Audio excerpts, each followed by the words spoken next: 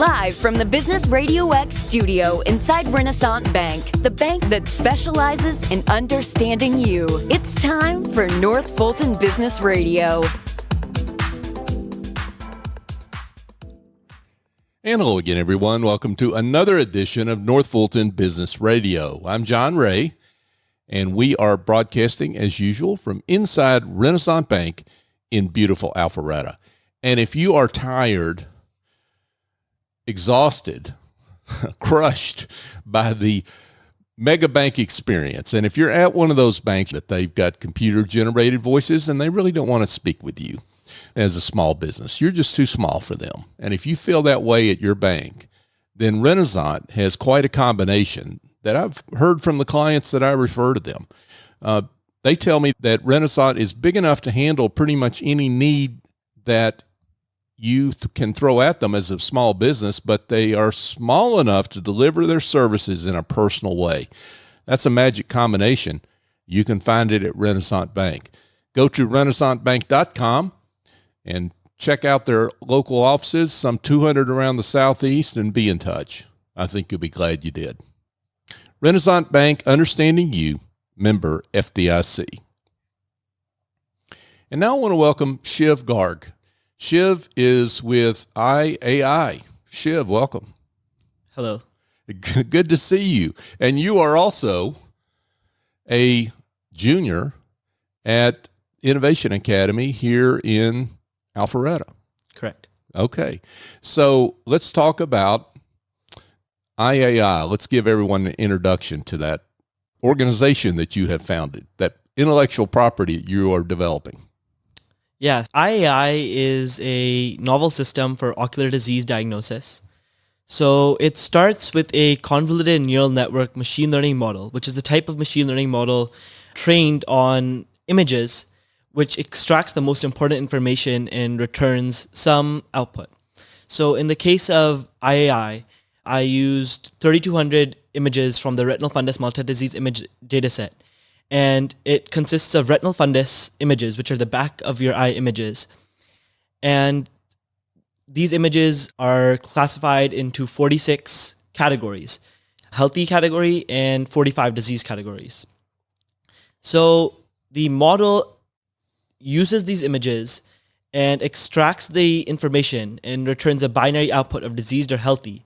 So any novel image that you put in the system, it can then predict whether it's diseased or healthy and what the percentage chance of it being diseased or healthy is. Oh, wow. That is fascinating. Before we get into the details of that, because there's a lot there, let's talk about you. So you're a junior at Innovation Academy. We're going to talk about your interest in ocular disease, which is disease of the eye. But talk about your other interest as a student, both in school and out of school. Yeah, so I've always loved science and math. Play chess as a sport for fun. Mm-hmm. I'm actually part of my school's fencing team. Oh, wow. So I do fencing with my high school. That's cool. Yeah. I didn't know Innovation Academy had a fencing team. Yeah, we're actually one of the largest fencing teams in the U.S. Wow. So it's 90 plus people in the entire fencing team, men and women. Wow, that's fabulous. Yeah, and then personally, I love going on hikes with my family. I love biking. Yeah. And you've got an interest that goes beyond, again, ocular disease. You've got a lot of academic interest around engineering, technology, computing, etc., data science, what have you. Correct. Yeah. And you, I see in the show notes here, you have a Google Data Analytics Professional Certificate. Correct. So I'm certified by Google that I've gone through their course on all the data analytics skills that are needed for a business to help improve a business and make data-driven decisions. Wow. Okay. And you have a number of awards for innovation. I know you're not going to say this unless I ask because you're too modest, but you have a number of awards. Correct. Yes. Okay. You want to give us a couple of them? Yeah. So I've been recognized by IEEE, the Sigma Z division of the CDC for Public Health and Technology, by Broadcom, by Boehringer Ingelheim for this EyeAI project that I've been working on, Now, Boehringer Ingelheim, what is that? Boehringer Ingelheim is a health company. It works to manufacture health-related products. So if you go to any healthcare institution, you're pretty likely to find some equipment that is produced by Boehringer Ingelheim. And so, they run a lot of operations in the health industry, and it's a global organization. Yeah. Now, Shiv, you have got a broad interest in all these different areas of learning and innovation. Why ocular disease? Why have you focused so much of your energy on ocular disease? What's your passion for that? Yeah, so from a young age, I've been interested in computer science. All my life, I've loved computer science. I've always tried new things. And then my ninth grade biology teacher inspired a passion for biology in me. So that really started my exploration of different biology areas. And my maternal grandfather and my paternal grandmother both have ocular disease. Okay. And I thought it's something that affects 2.2 billion people throughout the world. And it's a big problem because of those 2.2 billion people that are affected, 1 million people could have ocular disease that could have been prevented if diagnosed earlier. So I thought technology can do this better. Technology can improve ocular disease diagnosis. So I started exploring different computer science methods to improve ocular disease. And that really started this whole mission to provide equitable ocular disease diagnosis. Yes. That is what a wonderful story. So for those that don't know, ocular diseases of the eye, what are we talking about? What specific diseases are we talking about? I think the average person knows about cataracts, but it goes beyond that. Yeah, so cataracts are really a condition that affects the eye, and it's a complication of different diseases. So some diseases that my model is trained on, one most prominently is diabetic retinopathy, which is a disease in the eye that affects diabetic people. And according to ophthalmologist Dr. Rishi Singhal, it affects over 50% of his patients. And the American Diabetic Association states that it affects 8 million Americans alone. So diabetic retinopathy is a big problem. And pardon me for interrupting, but that's the disease that comes as a side effect of diabetes, advanced diabetes. Correct. Okay, correct. Got it. Okay. And then other diseases include media haze, glaucoma, age-related macular degeneration. There's like 45 of them. So 45 of them. Yeah. Wow. I think a lot of people have heard of macular degeneration, and that's age-related, as you say. And that's an example of an ocular disease that has no cure right now. I believe so. And so is being able to diagnose that earlier, does that help maybe forestall the tremendously negative effects of that disease? Or for sure. Earlier diagnosis of macular degeneration can prevent, so one, it can inform the patients that they need further treatment.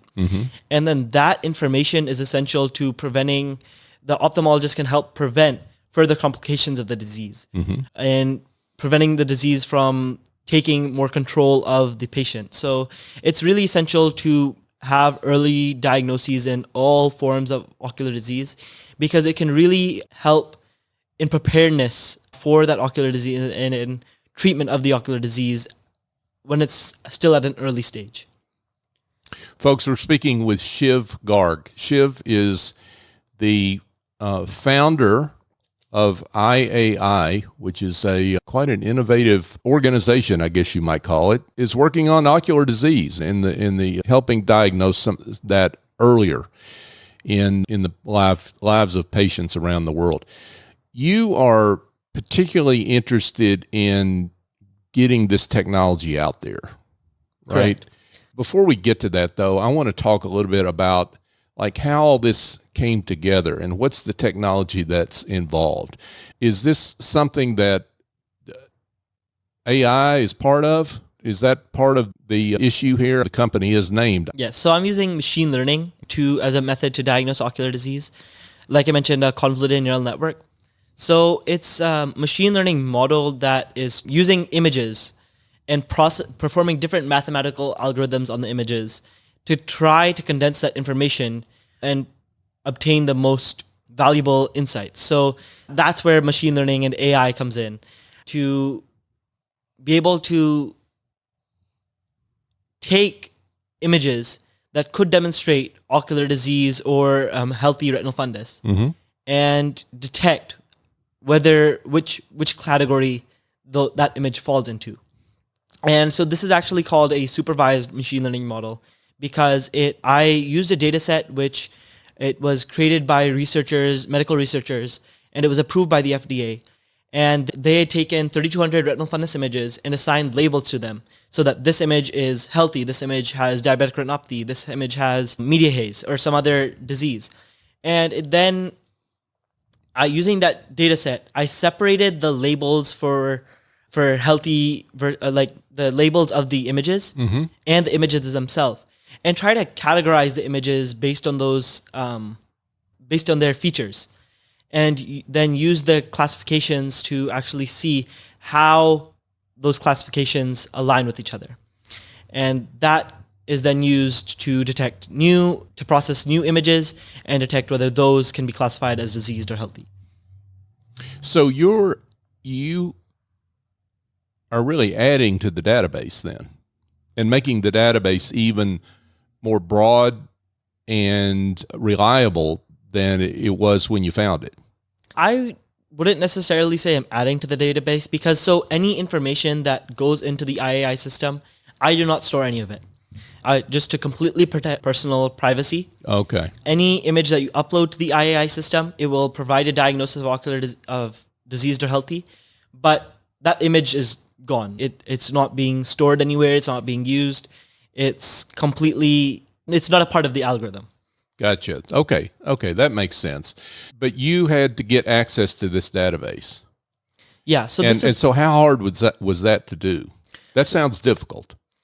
This database was actually open source. So I was lucky to be able to use it. It was free to use. It was publicly available.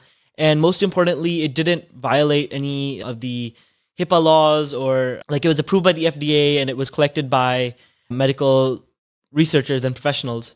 So it was a very reliable source of information. And that's how I started doing all of these, using all of these algorithms on the images. Wow. So I could go down a rabbit hole with just that little piece of information. It's interesting you're able to find this database out there, open source, and just dive in and be able to manipulate that data in a positive way. Yeah, it is really amazing that it was open source data. Wow. So you have started working on this technology. When did you start, and where does it sit right now? You've got a website where I presume medical diagnosticians and practitioners can use that website, correct? Correct. It's completely public. Anybody can use it. Okay. How long has it taken you to develop this website to get to this point? Yeah, so it's been a long process. So first I actually built the machine learning model, and that had different layers, five convolutional layers, 5 max pooling layers, 5 rectified linear unit activation functions applied to the images. I then took that model, which is processing those images and gaining the most relevant information, and applied it to the Flask framework in Python. The Flask framework in Python. Okay, let's explain that in plain English. Our audience understands that, but I don't.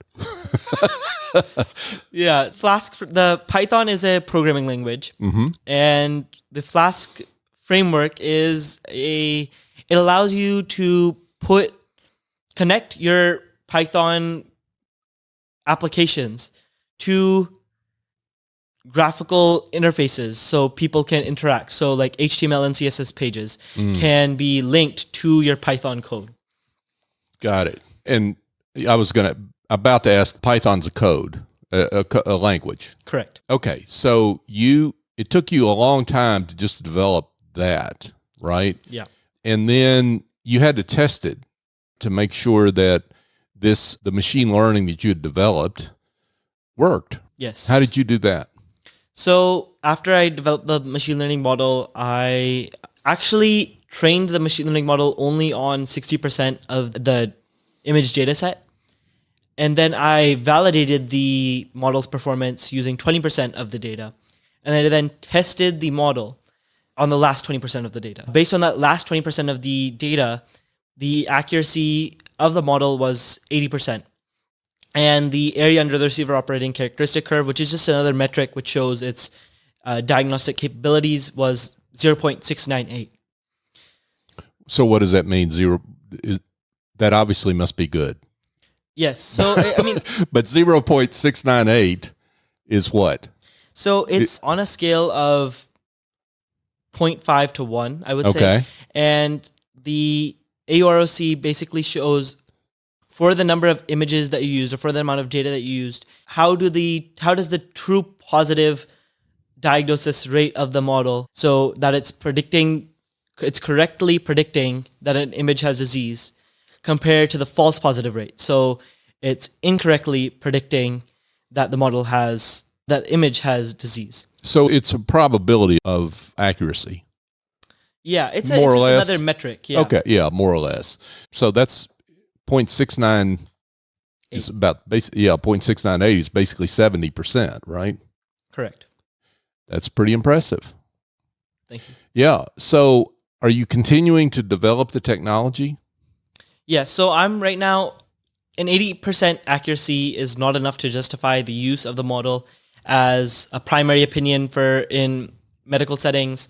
And it's not enough to confidently give a diagnosis to patients when an inaccurate diagnosis could be very costly. So I'm working to try different types of machine learning models to increase the accuracy of the EyeAI system in diagnosis to help a wider range of people. Right now, I intend for the EyeAI system to be used as a preliminary diagnosis for patients in underserved communities who might typically not have access to ophthalmologists, because the EyeAI system can inform them whether or not they should seek further treatment from ophthalmologists who are trained and can prevent complications of ocular disease. It can also, the current EyeAI system, it can be used as a secondary opinion for ophthalmologists to show whether the model's diagnosis of ocular disease, how it compares to the ophthalmologist's diagnosis of ocular disease. That's just another potential usage of the model. So your intention on this, as we alluded to earlier, your intention on this is not really to monetize it as in a traditional way. And by that, I mean to create a company that sells the technology. Your goal is to really give this to the world in a way, and to allow people that would not have access to early detection, as you say, to get that resource. And so I assume that the ultimate clients of EyeAI are really public health entities. Is that correct? Correct. So their public health entities are a part of the audience, but I would say just any individual with access to the internet can access the EyeAI system. It's publicly available. It's on a website. Really, public health institutions can use it, but so can every individual if they just want to get, let's say, a yearly checkup of whether or not the model is predicting they have ocular disease. Because when it does predict they have ocular disease, maybe they should then look into finding an ophthalmologist for further treatment. Maybe they should access a health institution to try to fix any problem that might be in their eye. How does like me, a person that, and I'm blessed, I've got access to terrific eye care, but I'm just using myself as an example, someone that's a layperson, I'm not familiar with the technology. How does the average person use this website? So to get a retinal fundus image, which is the image that the model is trained on and that you should upload to the EyeAI system, you have to access either a retinal imaging machine, which is typically located in optometry facilities. There are ophthalmology machines that can scan your retinal fundus image and give you a retinal fundus image. And these machines are much, much cheaper than what funding an ophthalmologist would actually be. And just getting in a scan of your retinal fundus image by an optometrist is also relatively low cost compared to accessing an ophthalmologist to actually receive eye care. So this, you would get your retinal fundus image from any of these sources, and you would upload it to the EyeAI system, which is again publicly available, and almost immediately the EyeAI system will return a diagnosis of diseased or healthy, and a corresponding probability that the image is classified as disease versus healthy. Wow. Shiv Garg, folks. EyeAI is the name of his company, I guess is the way to put it, your organization. Certainly the name of the technology, right? And we've got a link to the website in the show notes. You folks, you can find it there. Really, your goal, I assume, from here is to continue to improve the accuracy of the model. Correct. And then to get the word out. Yes, definitely. Okay. So talk about what's possible in terms of how accurate this model can be as you continue to refine it. And then let's talk about how you get the word out beyond coming on this show. In terms of making the model more accurate, the key necessity for the model is data. So I need to acquire retinal fundus image data that is, one, adheres to the HIPAA law. So patients are actually agreeing to provide this information. And then get some very informed medical researchers to classify the images based by either diseased or healthy and which disease it might have. And using that information, I can then put it into my model, and extra data will, of course, improve the strength of the model in diagnosis of ocular disease. Also, the different machine learning models, there's so many different machine learning models that I've been testing to see how different approaches to ocular disease diagnosis could influence the EyeAI system. And that's another thing that I am working on right now.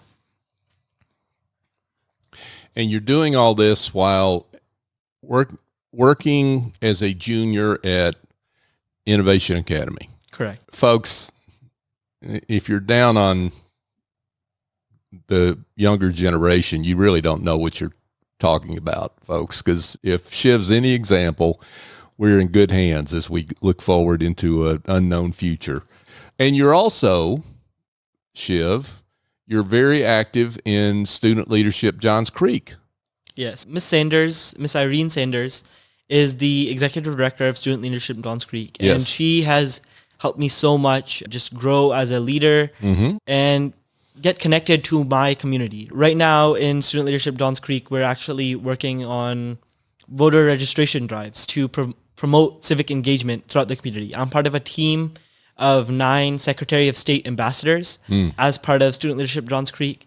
And we are doing so many different activities to just try to increase civic engagement in the community, which is very important to the growth of a community, and to everybody's voice should be represented.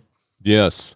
And this is really important, I think, for your peers to know that an organization, certainly of the caliber of Ms. Sanders and student leadership Johns Creek, is that kind of training and experience is really valuable when you're a student like you are, right? It's important to develop those skills that go alongside the innovative and technical skills that you have, don't you think?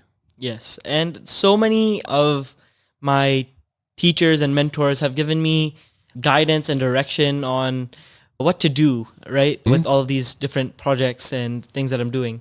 So it's really important that to help me know what are the needs of the community and what should I do to help address them. Wow. That's fantastic. Shiv Garg, folks, with EyeAI. So Shiv, how can folks be in touch with you? So I would say that the easiest way to contact me is by email. Okay. My email is ishivgarg@gmail.com. That's ishivgarg@gmail.com. Shiv, this has been great. And I'm just delighted I'm grateful to Miss Irene Sanders for putting the two of us together. I'm grateful to you for coming on and for us to be able to shine a light on the wonderful work you're doing. Congratulations on that work. And I know we'll see you down the road somewhere in bright lights, because this is the kind of work that's going to change the world, it sounds like. Thank you. Yeah. Yeah. Thank you so much. Hey, folks, just a couple of quick things before we let you go for today. Speaking of a disease that affects millions, and we're still looking for solutions for breast cancer. Renaissance Bank is out there supporting small business, but it's also out there supporting the community at large. And one way it does that is its support for the Georgia Alliance for Breast Cancer. Renaissance was a major supporter of this past weekend's 2-day walk that raised a lot of money. I don't know what the final total is for what they raised, but they raised quite a bit of money in corporately donated funds and employee donations and participation in the Georgia Alliance for Breast Cancer 2-day walk. And if you want to learn more about the Georgia Alliance for Breast Cancer, go to gaabc.org and consider a donation. We've donated here from Business RadioX, and it's a fabulous organization that looks to support breast health and breast cancer programs throughout the state of Georgia. So check that out if this is a cause that is meaningful to you. Also, I have a book out for solo and small professional services firms. Basically, if you're selling that expertise that's between your ears, this book is for you, is written for you. It's called The Generosity Mindset, a journey to business success by raising your confidence, value, and prices. If you're a service provider that you've got issues with understanding the value of what you're selling, your services, your positioning of your services, business development, and your pricing, this book's for you. Go to thegenerositymindset.com to learn more. And I want to thank you, our audience, you, our listener. You make this show go. We have passed show number 800 recently, and we've only gotten this far because of you and your support over the years. Thank you for continuing to send us guests, like us on social media, support us in any number of ways, because you help us shine the light on great business and community leaders like Shiv, who do great work, and that work deserves to be found. You help us to live into our mission to be the voice of business in the North Fulton region and beyond, and I am grateful for you. Thank you. So for my guest, Shiv Garg, I'm John Ray. Join us next time here on North Fulton Business Radio.